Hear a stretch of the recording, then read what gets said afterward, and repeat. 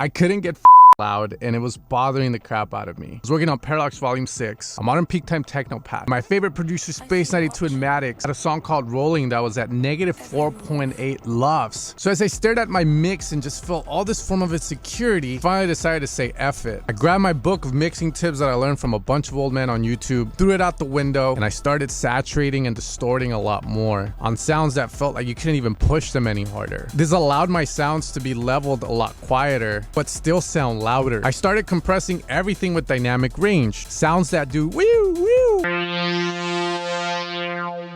I embraced clipping using clippers on sounds like drums. Once I clipped those sounds like a goddamn surgeon clipping a husband, my limiter didn't attenuate as much to random little spikes. Now, I'm a big tech house guy and I thought everything needed to have huge amounts of low end, like the kick and bass, but it turns out that actually prevents you from getting loud, so I had to ease up a little bit. And finally, after all of that, when I reached the limiter and I pushed down on that limiter, you know, I was able to get it to negative 4.8 LUFS, and it didn't sound like shit. It actually sounded better. Some music is meant to be squashed to hell.